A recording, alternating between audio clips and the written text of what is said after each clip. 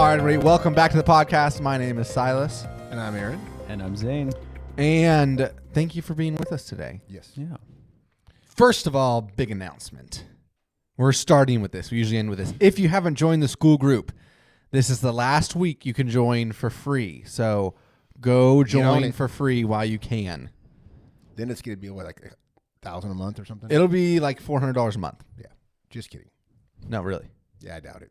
Not really. It'll be like $27.99. But free's a lot better than $27.99. So go join right. Do we want to right tell now. them about some of the things we have in store? Or? $3.99. Some of the things we have in store. Great question. Why don't you tell them about some of the things we have in store? Like merch in our store? We'll have merch eventually. I can't remember if we already talked about this, but we're going to be working on doing discipleship kits that are age appropriate. So just to kind of equip parents at different stages, and also gender specific, which will go along with our episode today. Ooh, yeah. Hot button. And then we'll also be doing a weekly newsletter that's just going to give you some tips on how you can kind of connect discipleship to the family functioning throughout the week, that kind of stuff, and family worship tips, those types of things. And then we'll also be starting a book club with Aaron. I'm really good at book clubs. Yeah, I've always been involved in those my whole life. Knitting, book club. If you guys have any better names for what we're doing than book He might club, be wood carving. I will while take he new does it. names. I just want to be in my office with like a smoking jacket, right, and a book on my lap and just What talk the about heck is a smoking jacket? I don't know. I've heard about them though. I don't I'm think that's a excited. thing. It's like a For jacket real, that though, emits smoke. The book So- club is like actually just going through books that you will use in discipleship Yep. and just kind of walking you through different books. It's actually, I'm excited about that part. It should be like a cheat code. Like you won't have to Yes. really do the reading. Like in the Ideally, you old do the days, reading. It was called but Cliff Notes. That's true. So we can call it Time Aaron with Cliff. Aaron notes. I can be, my new name is Cliff. Cliff So- notes. It's a great idea. Cool. Anyway, all this is going to be happening on March 1st, 2026. So Yep. if you join before then, it's free. If you join after, it's not free anymore. Maybe if you email me and ask nicely. Not even then. Just kidding. So Yeah, and we'll announce the time for book club. We'll release it live. So if you are part of that group that listens live, you'll be able to ask questions to Aaron directly during the live stream.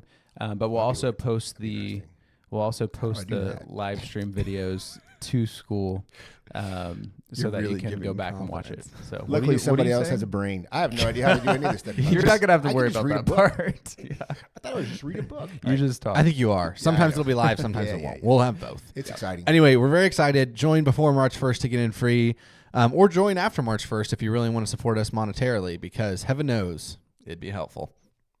Oh yeah. That being said, let's jump into today's episode, which is Zane. All right. So a few weeks ago, we talked about gender identity and some of the issues facing a lot of parents, Christian parents today. As I was thinking through that, I realized, if we take a few steps back, there's a lot that parents can do to prepare their kids before those like harder conversations even come up, to lay the groundwork to where there isn't a lot of confusion when kids are facing those things. So that's what we're going to talk about today. We're going to talk about gender roles and how to, as a parent, raise your son or your daughter in those biblical gender roles. And we're also going to talk about the difference between a biblical gender role and maybe a cultural gender role. And yeah, hopefully we're going to get a little controversial. So Oh, it will. So- it already is. Just saying gender is controversial. There's no such thing as gender. Well, this is interesting because if you look at it from a cultural standpoint, I would say the past 10 years, we've like, as a culture and a society, I mean, it's longer than 10 years, but I feel like 10 years that I've known, because that's as much time as I've been able to pay attention, we've really like come away from that, and it's gotten a bad rap of like, men should be able to do whatever they want and women should be able to do whatever they want. Anything you can do, I can do better sort of energy. But I would say actually in culture, which is interesting, the past like year or so, would you say it's almost started to shift back Right. towards men doing masculine things and women doing feminine things? But it is from a cultural standpoint. Trad wife. I was thinking the trad wife. The return of the trad and the wife macho man. and the wood chopping man. Yeah. So on that, Oh. right, we can quickly start this off by saying we want to try to present, like, just like you said, a biblical view, not cultural, not our thoughts and feelings. Who cares? But there's so much, there's been so much shoved down our throats the last 20 years of like, I would say they're not traditional, or who cares about traditional? They're not biblically feminine or masculine roles. They're just stereotypes. Yeah. So we're like trying so hard to avoid the stereotypes that we forgot, there actually are like, biblical things men should do. And like, I would say biblical, but also just like made for this reason, things women should do. Like, just to be blunt, right? Oh, here we go. Men don't lactate. Women do. Now, I know there's exceptions and there's weird things. I thought he was going to say dishes. I thought he was going to say laundry. No, there you go. It's stereotypes. But like, God made us for reasons, and it's like we get so far away from that we lose. I think we lose our families. We lose our direction, our mooring. Ooh, there's a good word. Ooh. See, I'm in the book club because I know big words like mooring. So, all right, keep going. Join the book club to hear more. So keep listening. It's going to get. It's going to hairy. Yeah.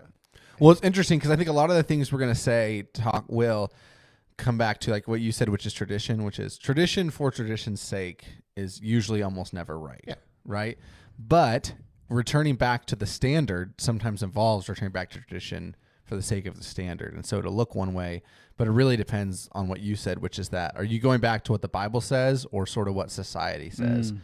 And I think we're going to see some disparities there today. So I can easily, you guys are going to find this really hard to believe. If you're listening out there, really hard to believe. I can be a rabbit trail guy pretty quick and easy. So Zane, I would ask, really like lead us. And Silas, you can reel me in.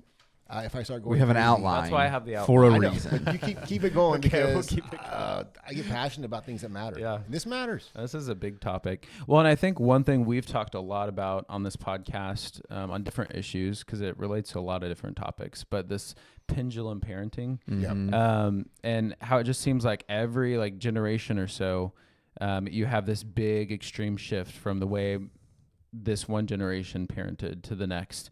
And so one of the things we really want to focus in on today is, like Aaron was saying, not how did your parents do it and let's do the opposite or let's do the same. How does God communicate to us, reveal to us how we should parent? Like that's the question.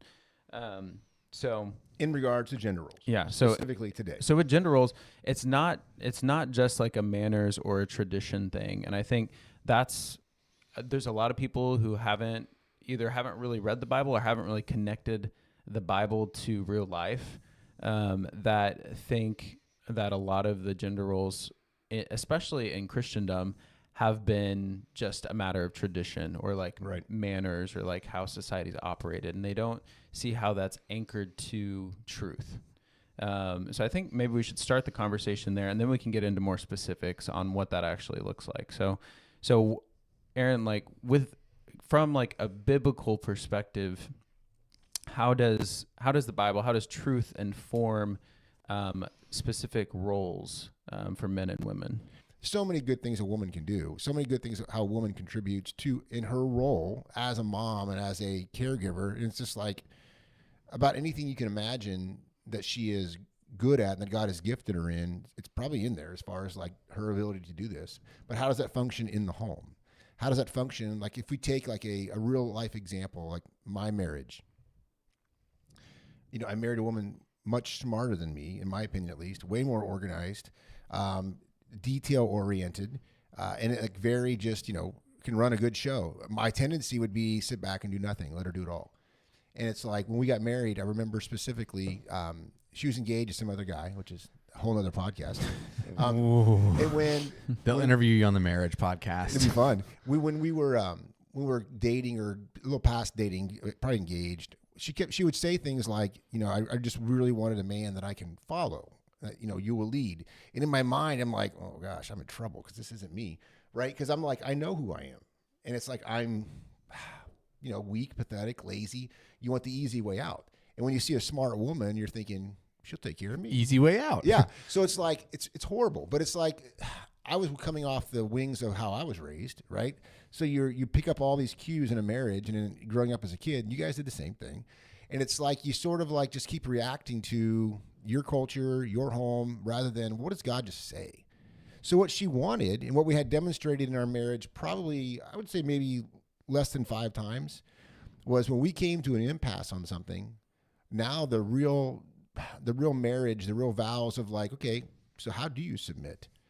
Because she would be convinced that what she was thinking was actually correct and something that we were discussing, right?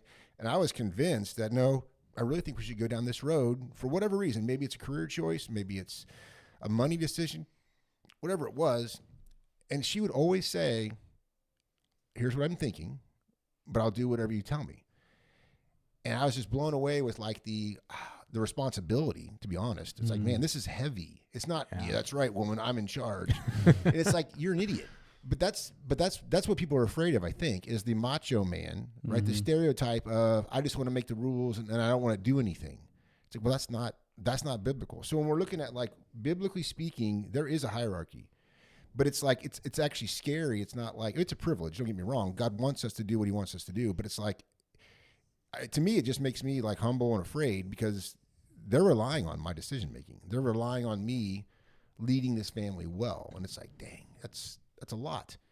But I think in general, we all just sort of like, nobody's in charge, so nobody's responsible. And nobody does anything, right? Or you just kind of wing it and see what happens. And it's like, you can't wing it. If everyone's in charge, no one's in charge. Yeah. And I was in a Bible study once, and a man was teaching on the verse prior to this one. I think it's the end of Ephesians 5, where it talks about before it goes into the roles, right? When it says, husbands, love your wives as Christ loved the church, wives submit, right? And then children and slaves and all this stuff. Before any of that, it says submitting to one another in love. And this guy just preached that verse. He said, I want to teach on this verse because society's screwed up, and here's what the Bible says. And he stopped. And it's like, there's an old saying, what does it say? A verse out of context is a pretext or something like that. I don't know. But it's like I don't know either. Yeah. But basically the bottom line of his sermon was, wives submit to your husbands, yes, but husbands submit to your wives. And like children, well, actually he didn't say this. I asked him a question afterwards. I'm like, so... And he was just preaching on husbands and wives basically that day. When I say preaching, this was just a Bible study setting. It just wasn't a church. But the bottom line for his sermon was we're equal. And before God, we stand, as the same, and we make decisions together 50-50. And it's like it was just that one verse of, submitting to one another in love. And I just asked him, I said, so does that mean then parents submit to their children? Because right below it says, children obey your parents in the Lord. So what is it? And he was sort of felt caught, I think, and he just was like, yeah, that's what it means. And, parents do need to listen to their kids. And I'm like, okay. And I was just done at that point in a nice way. It was like, okay, that's where he stands, and we'll see how that plays out. But that's not what the Bible teaches. It teaches something that I think is harder than that. And there is responsibility at the end of the day. So that's, in this gender role thing, it's like we can't just be afraid because our culture is so anti-biblical, number one, anti-authority, number two. So you break it down into actual Christian authority and Christian structure, they really hate you. Yeah. And they just, you're misogynistic, you're sexist, whatever. And it's like, yeah, whatever. Well, those are true, but not here. Yeah, well, maybe. But how about what is biblical? I mean, good grief. I think the core issue here is we've sort of gotten off track in society because I think especially in American society, what's happened is that we associate worth and value with what you're doing. And the difference for a Christian household is your worth and your value come only from what Christ has done for you. If your worth and your value come from what you do and what authority you hold, then this would be a much different conversation. But when you come at it from a biblical perspective, which is that all that makes me worthy is what Christ has done for me, then whether, quote unquote, I'm in charge or I'm following doesn't actually matter because you're equal in value with your husband. You're different in roles. And so I think when you look at it from a biblical perspective, that is the biggest shift. If you don't have a biblical perspective, then I would actually probably agree with the world and be like, well, then the only thing you're basing value off of is how much power you have, in which case, yeah, then that would be, quote unquote, like your women are suffering because they have less power. Yeah. And so if you don't have a biblical perspective here, I don't know what you do other than do what society has done, which is women should be completely equal in every way. But we've sort of seen how that plays out. And then it's a train wreck. Yeah. Here's the cool thing, right? So, like, again, sticking to a real living example, like in our marriage, because we're trying to live it biblically, I'm forced to go back to the strength of my faith and, Christ's, he never allows us to be tempted beyond what we're able. I don't think he puts challenges in front of us that aren't equipped with the amount of grace to get through it. And mine is I got to lead and take responsibility for this family. Ugh. We have enough money to pay the bills. We have to have enough foresight to know, when we're pushing our kids in a relationship, or or stopping relationships, whatever we're doing, right? All those things have repercussions, and it's like at the end of the day, I have to answer to Christ for that. Yeah. And for Lori, she may be like, oh man, Aaron's making this decision, and yes, I've spoken my mind on it, but I'm not sure I'm there, right? And it's like, so she's leaning on the power of Christ as well to humbly follow and be a good example to the kids. But I think if we've done a good job modeling before the kids, well, what does Christ say, right? Then they've heard mom say, I'm not sure, or I think X, but dad's gone ahead and done this instead.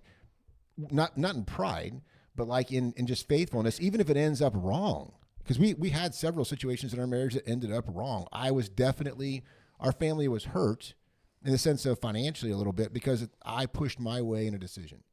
And I always think of one specific example, and it's like, you know what? Was it a car? No, Oh, okay. There's a couple of those too. This was a dog. And, I did not, Lori was like, we had a price on these dogs, and, some woman asked if she could just make payments because she really wanted the dog. And I'm like, let her make payments. And Lori's like, no, you stick to your guns, and, this is how much money we're asking for him. And I'm like, I just felt like, we need to let her have it. And so she took the dog. And never came. Never a payment made. But I told Lori, I said, as much as I hated not having that money, right? Whatever. It really showed me, Lori never brought it up. She never rubbed it in my face. She never said, well, you're the one that didn't want the money. It was never brought up. It was like, okay, she spoke her mind, and then she just humbly submitted. And it's like, and we were the worse off for it. And it's like, to me, I know it sounds crazy in today's world, especially well, see, you're dumb, and your theory is that you just proved doesn't work. And I'm like, no, that just made our marriage better. And it's like, because it just showed. Well, and I don't know what this situation was, how you reacted here, but I think they're technically right on if you were like, yeah, thanks for your opinion. Anyway, I'm going to go with what I want anyway. Yeah. Versus, no, I truly weighed your opinion. I truly weighed my opinion. I think this is the way we need to go. Because that's where I think when it talks about husbands love your wives as Christ loves the church, giving himself up for her, it says love your wives as your own flesh, and who hates their flesh. Yeah. And the whole goal here is the husband, like you said, is humbly coming and being like, I'm hearing you, I'm listening to you, and I still think this is the right call, and I know you disagree, and that sucks, but we're making it. And then when you realize you made the wrong decision, you having the humility to say what you're saying now, which is that, oh yeah, I totally messed that up. Versus, well, God just wanted her to have it, so I made the right call. Or just any sort of finagling to make sure you end up in the right. I think this only works when both parties come to it with a lot of humility and a lot of grace, and I guess submission is the right word.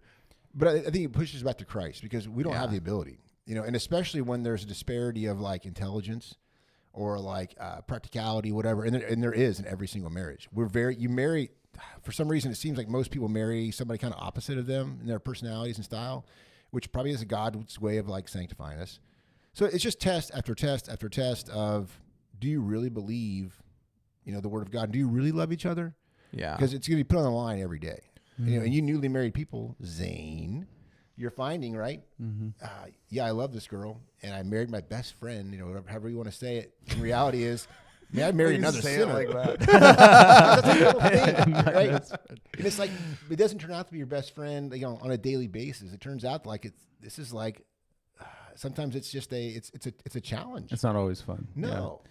Well, and I think the goal of all this, right, is really twofold. One is to glorify God, right? So we want to obey God and what he's laid out for us. And two is to help our kids flourish. And I think that's kind of what you're hitting at, is when we understand the roles that God created us to play, that's when we're able to flourish the most and actually live into them. That's when we're able to flourish the most as humans. So whenever, a woman's having to play a role that is really made for a man, it's not best for her. Right. Same for a man. If a man's playing a role that's really meant for a woman, it's not best for him, because God created us to flourish under different circumstances, not changing like you guys were saying, the value of that person, but God designed us to operate in a specific way. So that's why it's so important for us to start teaching our kids at a young age, what those differences are and how they can start living into those even at 3, 4, 5, and 6. So that I think that'd be a good way to start the more specific conversation. So let's talk about sons and then daughters in each of these categories. So at what age do you start emphasizing gender roles, and what are the gender roles that you would start with emphasizing? Sure. So it's nuanced, right? Meaning like, let's say 0 to 12. It's all in just obedience. It's in their like daily house chores, right? Things they're doing. We were thinking growing up, we want our girls to be someone's productive wife in the future. I mean, there you go. Sexist number 1. So the girls learn how to cook. The girls learn how to manage the home. You can call that cleaning, you can call that laundry, you can call that whatever. But the boys also did all the same stuff. The boys helped with laundry. We all helped with dishes. The boys who I would say Lori didn't push you guys for cooking, correct? I don't think we had to cook, But a lot of you wanted to. but most of us did. Yeah, which is great. And it's like Asa was one of the best, no offense to you. Like He was a good dessert baker. bakers. I think I'm a better cook. Yeah, maybe so. But it's like, it's fantastic. Right? We weren't saying, get out of the kitchen, you're a guy. Yeah. And after a big meal, especially after a big meal, like a Thanksgiving or, this big family gathering, all the husbands, all the men go to the living room, all the boys do nothing. All the girls stay in the kitchen until it's spotless. It's like, what? No, right? Because it's like we all ate. Yeah. Who helped participate in making this? Let's honor them. You get out of the kitchen, we'll clean up. And again, it's gender roles doesn't mean like necessarily the chores are broken down by rooms. Now, we did say growing up, for the most part, the men did most of the outdoor like maintenance, lawns, broken things in the house, down trees, the driveway, splitting wood, stuff that might take more strength in general. Even though Lori grew up very, her dad made her do lawns and chopping wood. She's a pretty tough girl. And it's like that's produced, I think, a very capable wife.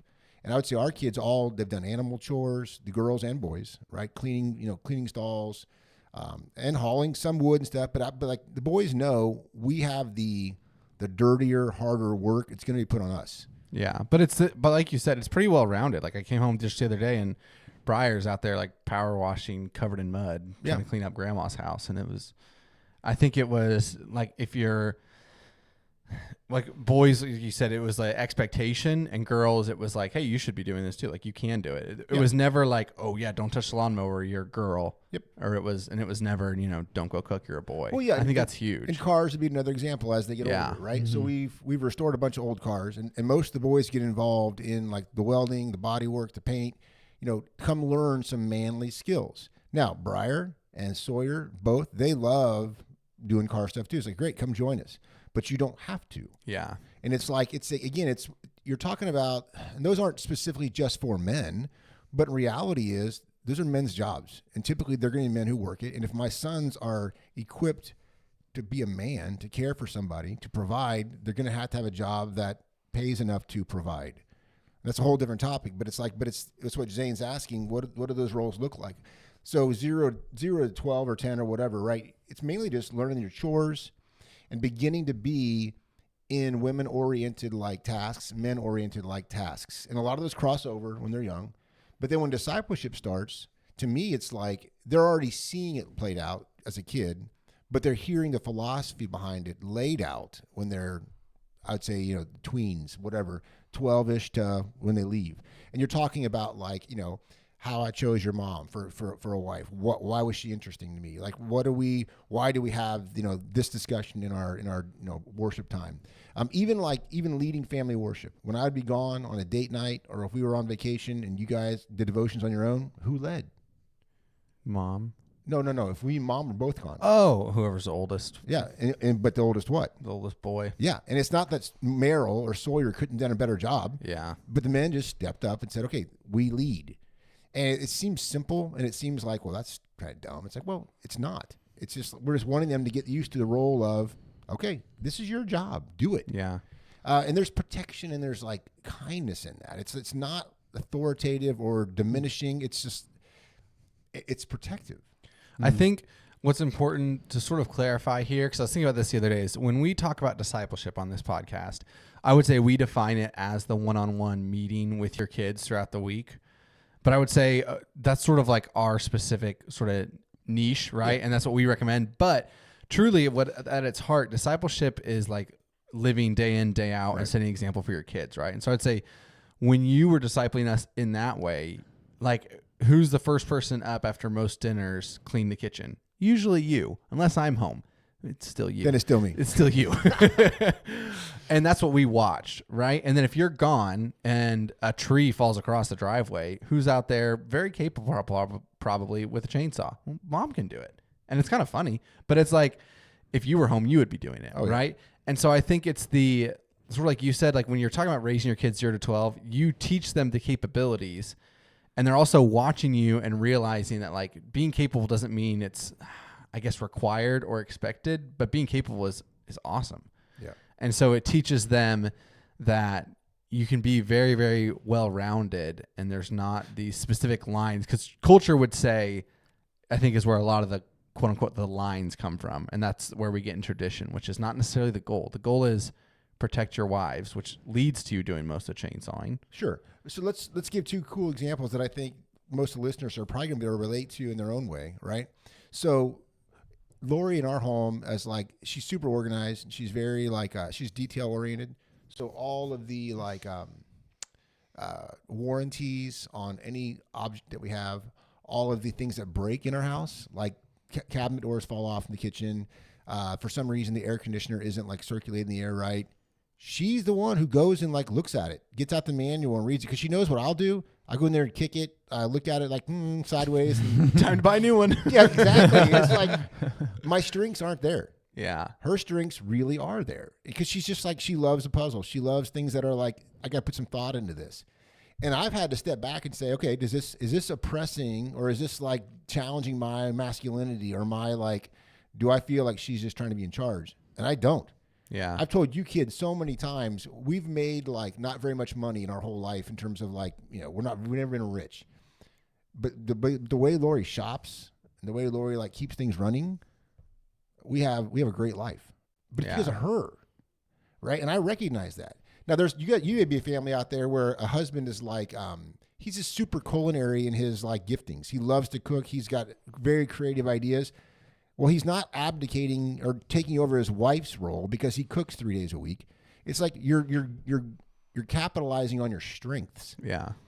So they're not necessarily, gender roles don't necessarily mean who's cooking, who's working on the car per se. It's more about like, you're looking at like loving and protecting. You're looking at providing for your children in examples, in humility, and how it plays out in each family. It's going to be a little bit different. I don't think I'd ever offer a class on this is all the women's roles. Yeah. Right. And reality is these things are going to look different from family to family, because I mean, sometimes you're a family that grew up in the middle of a city and you don't have like outdoor chores really. Right. Like maybe mowing a small little lawn or something is like the extent of it. And it's like, it's the conversation is going to be different. Or like me, there's only boys in the family, So it's like me and my brothers all grew up doing all the like indoor chores and the outdoor chores so that mom's not the only one that's doing all of it. Yep. But I really like what you're saying is like from 0 to 12, like they're both boys and girls are kind of experiencing just what it takes to run a household. Yeah. And maybe you're emphasizing certain chores based on your family and how you're functioning are more in the women's domain and some are more in the men's domain, but everyone is like working together to make the household run. And I think like that's the big picture. Yeah. So, but then don't be afraid, right? The reality is, God said, be fruitful and multiply and fill the earth. Mm-hmm. Contrary to modern scientific non-evidence, men can't have babies, right? Oh, trans men have babies. I'm like, okay. Different podcast. Yeah. It's ridiculous. It's like, don't be afraid to say it. Women have babies, right? And it's like women are nurturers. Now, some women are probably worse at it, right? Maybe a little less like when the baby's crying, it's like just put up some soundproof walls and like, get over it. But it's like everybody's a little different. But reality is God made a woman's body to be reproductive, which means reality time, man. Here's your check.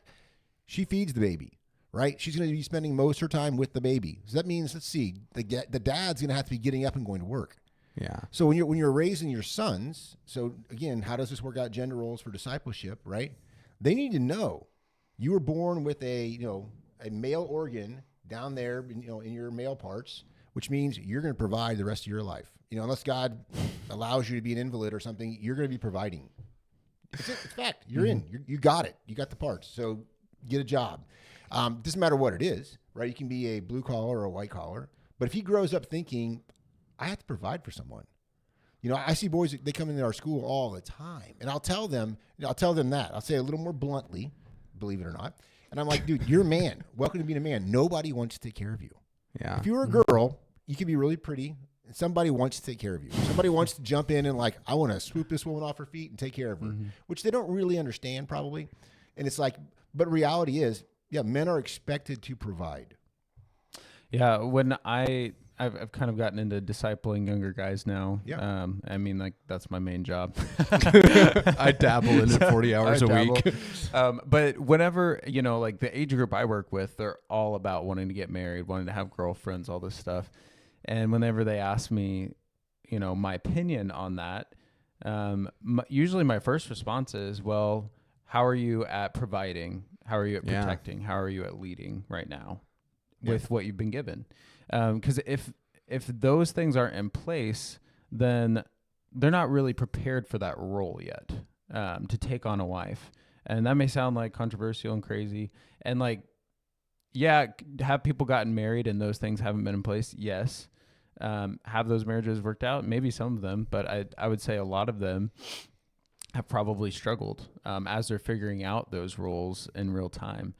So I always encourage the guys that come to me, be working on that right now. Use your single years, ultimately, to glorify God. But part of that is living and learning these roles that God has designed for you to live into, so that when you do take a wife, you're already ready to go. Yeah, and so again, right, the boys getting prepared to work, the girls being prepared. I mean, it's reality to raise children, to nurture children, and it's like, if she's just thinking, I've got 2 weeks after I have this baby to be back at work, and then I've got to go put my kid in childcare immediately. It's like, and I get it. There's people out there who are doing this, and there's there's always exceptions. But why are we training our kids to the exceptions? We should be training them to the standard and to the rule. And it's just okay, so this is what they should be expecting, and let God shift it around if He chooses to, because He does at times. There's no doubt about it.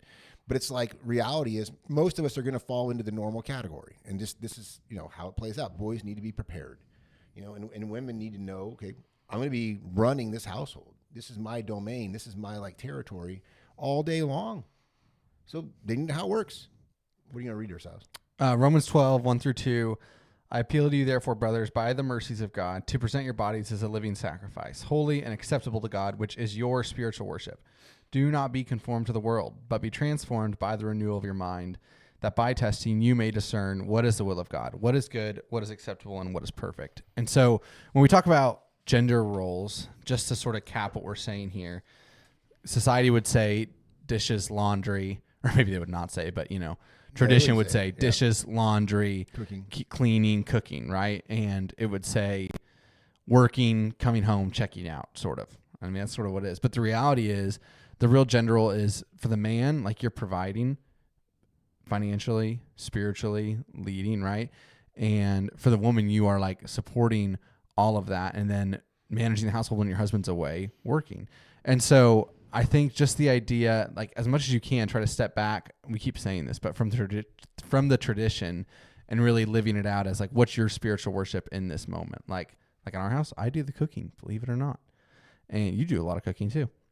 He's not talking to me if you're listening. Dad, I don't do a lot of cooking. Dad is known for not cooking.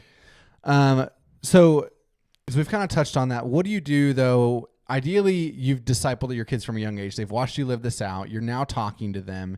What do you do when you have a kid that sort of wants to go against the grain? How do you gently, you're not disciplining them or punishing them, but let's say you have a boy who just hates outdoor work.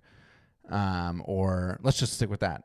How do you like sort of help nurture that and help that without being like, well, you're not a man because you don't like to mow the lawn? Yep. That's kind of an easy one. In a way, at Future Men, I tell the boys all the time, like they'll come in and they'll be like, I don't like school. I hate school. And it's part of the reason they're here. And I'm like, okay, that's fine. Society has put a hoop in front of you anyway. So we got to figure out a way to help you just, get through the hoop, get the diploma. But I get it. You don't like school. So that means you must love work.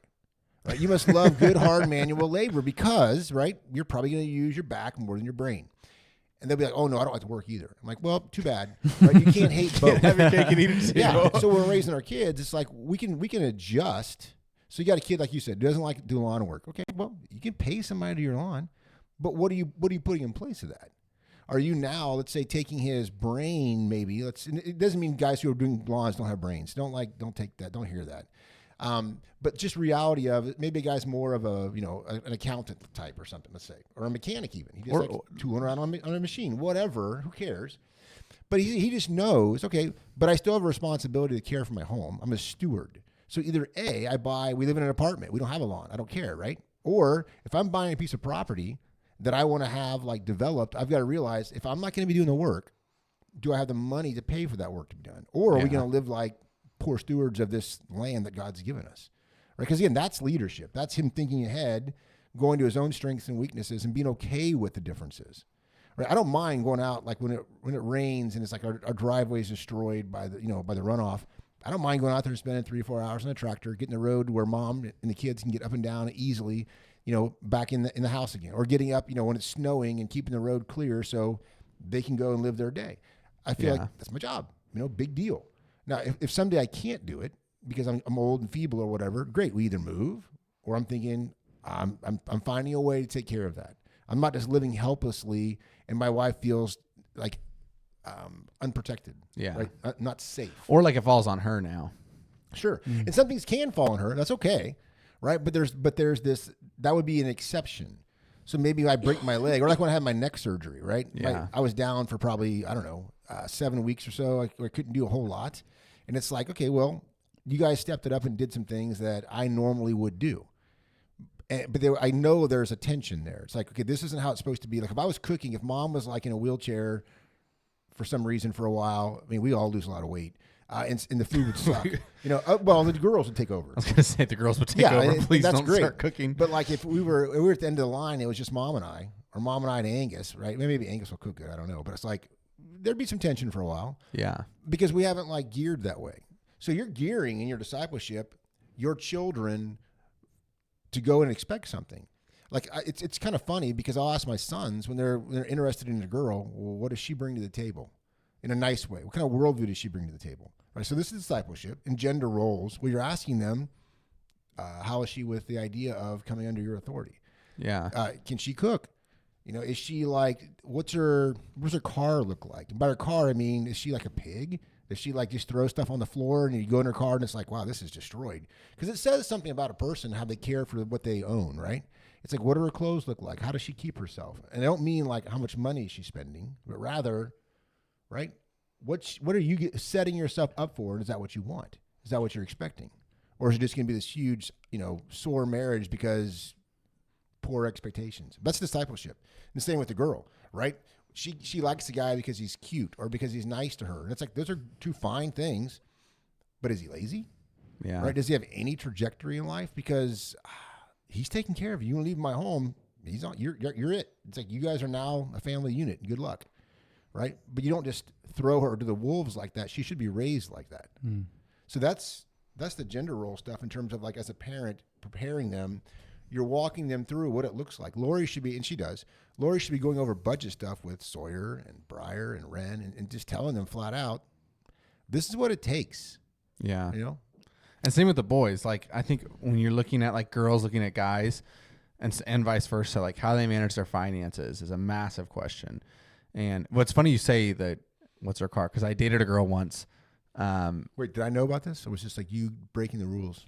You knew about this one. Okay, just checking. You knew about all of them eventually. Yeah, I mean, I say all of them. There were like 3. Yeah. Anyway, it's a huge list. Her car was always disgusting, and it made me so like, It matters. It matters a lot. And it wasn't that like if you can't keep a car clean, you're a horrible wife. It's not like that. But close. But it's pretty close.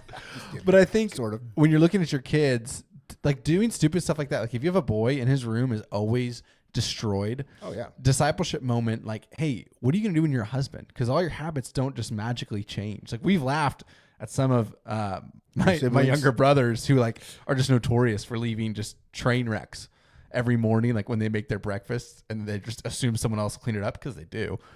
And we've laughed like, oh, that's gonna be a fun marriage conversation because these things don't go away, And I think it matters because it's just a dumb, messy room or it's a messy car. But those are going to translate to messy finances or messy house or like things breaking because you're not upkeeping them.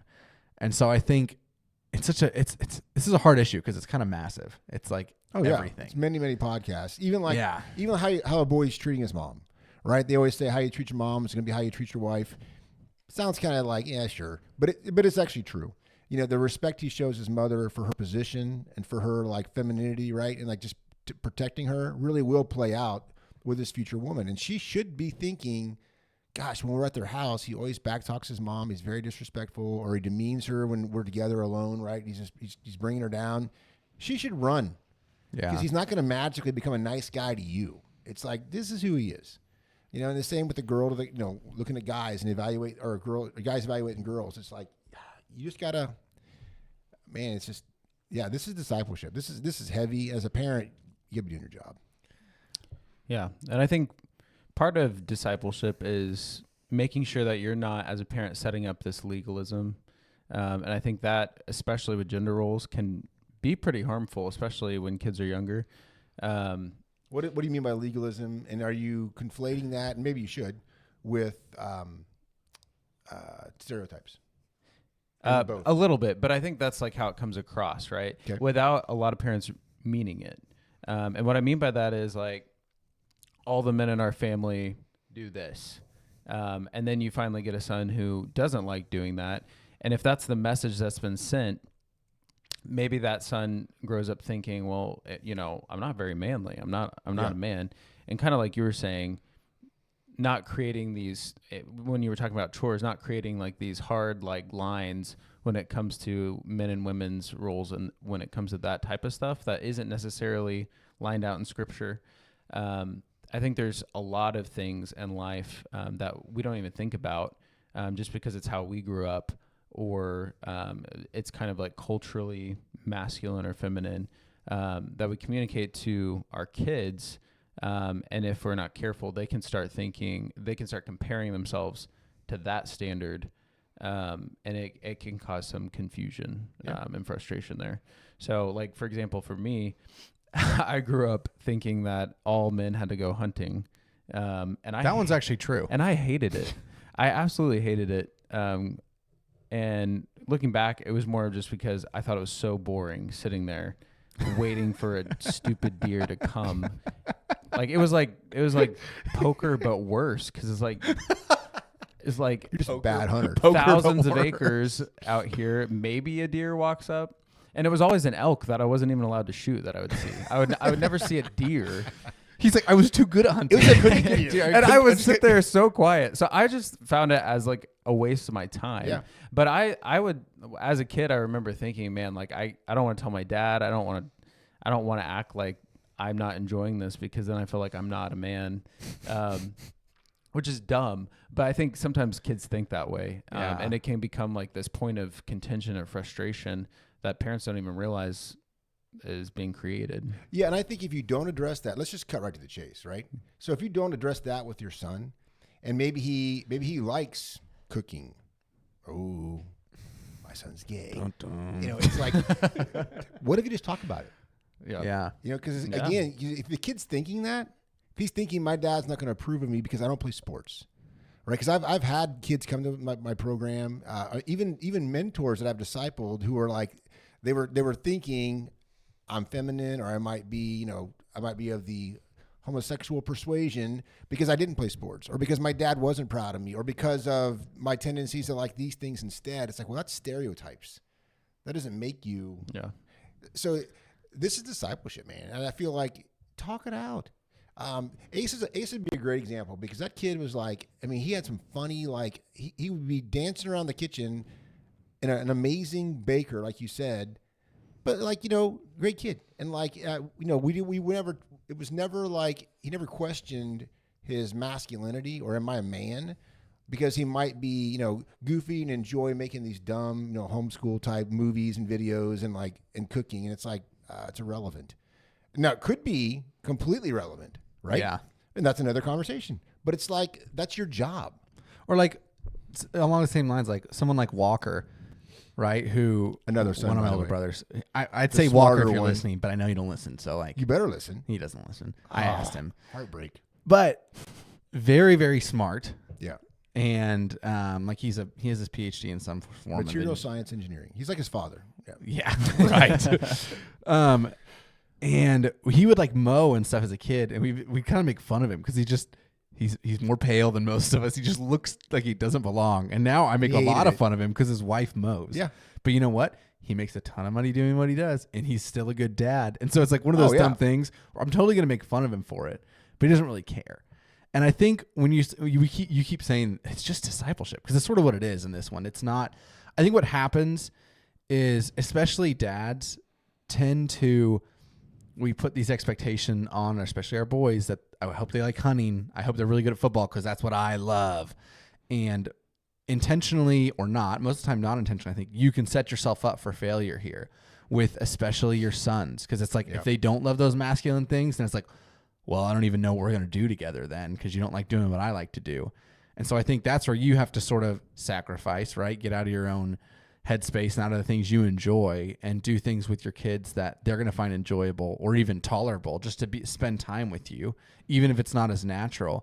But I think what that saves you from and what this whole conversation and discipleship saves you from is setting your kids up, like you said, Zane, to compare themselves against the standards of the world or against their friends and find themselves lacking.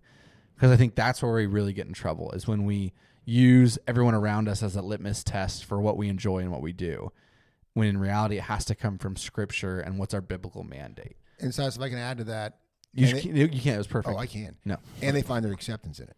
Yes. So now they got Okay, a group that's at good. school. Yeah. That was their litmus. Yeah. And now it's also these people love me for who I am. Yeah. And it's like, I'm guarantee your mom and dad love you too. They're just doing a poor job of like somehow relating maybe or noticing. So relate and notice. If you want a really good demonstration of this played out, watch Cloudy with a Chance of Meatballs. Because the dad the whole time is trying to speak to his son in fishing metaphors, and his That's a son great doesn't point. get it. Yeah. And He doesn't want to get it. The big climax at the very end is like, when I use a fishing metaphor, it's just me saying I love you. Yeah. And it's really dumb, but it's kind of funny too. It just I don't know why that made me think of that. That's a great thing to think about. That's good. That'd be a good short for this series. That's a funny movie. So we kind of have to wrap up. We're kind of running out of time. This is a hard episode because it's very broad. Yeah. And so if you have questions about, this is where it really comes down to specific families. So if you have questions about your kids or concerns about your kids or concerns about yourself, and maybe you have set them up for failure in some ways of like, oh, I've really only probably shown them true acceptance and excitement when they do what I like or when they do get that deer. Send them in. You can send questions to questions@futurefamiliesmedia.com. Like we said at the beginning, join the school group now before March 1st, and you'll get in free for life. Otherwise, you'll have to pay. And trust me, it's worth paying for.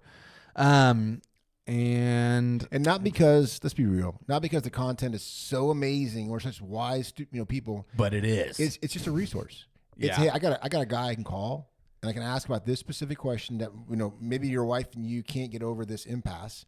Great. Here's another voice. Yeah. Right? Hey, I love my kid, but we're missing it. Great. Here's another voice. And not only one voice, but maybe 6 people are going back and forth with you in the school group. Or maybe you just, call in and do a specific, like, hey, Aaron or Silas, or it won't be Silas, but, somebody. It won't be me. Don't worry, it won't be Silas. But that's exciting. That's like, there's Yeah. hope. And it's like, it's better than hope. It's like, it's a community. And I know it's online. It's kind of weird. And it is weird. And we'll push you back to your tangible community the most. But man, something is better than nothing. I think that's what what you're saying is right, where the biggest value in that is getting connected with other parents who are just doing the same thing. Yes. And so, like, we see that now. There's 60 people in there-ish right now. And man, somebody asks a question and there's 4 other moms like, oh, my kid, like someone asked the other day, like, what kind of books are your 8-year-olds reading that aren't like bad? Yep. And she has like 4 responses from 4 different moms. Like, this is what we really like. This is what this is about. This one has some maybe more questionable themes, but it's good because it made them ask questions about this sort of stuff. So I think that's the biggest value in that. Not necessarily, I mean, we try to do our best. We'll try to do everything we can to put out good content. But in reality, you're just getting connected with a lot of other great parents. Yeah, and think about that for a second, right? So the internet is, for all its horrible things, the connectivity with like-minded friends. Yeah. Oh, it's the best thing ever. Like we do in our parenting class. I was telling our pastor like a couple weeks ago, he's asking who's all going now, and I'm like, well, you don't know half the people because they don't go to our church, even though it's sort of hosted by our church. That's why I started it, right? Because it's a small group. But I love the fact that there's like people from all over our community who want Christian values, like-minded families to bounce ideas off of. This is another resource to get that. And I would say get it like in spades, because the more people that join, the more people that interact, it's you just got your like Google even better, because you know these people. There's some credibility here. It's not just AI asking, hey, should I let my son learn how to cook cookies? And it's pushing some weird agenda. It's like, it's bake cookies. Yeah, exactly. You're right. But that's exciting. So join, like Silas said. So get on the school group. First link in the bio. It's free till March 1st. Send us questions at futurefamiliesmedia.com. And if you can, like, share, leave a comment, and subscribe to the channel. Follow us on Spotify, and we will see you next week. Bye. Actually, we'll see you this week. We'll see you on Friday. Oh, yeah. All right, bye. Bye.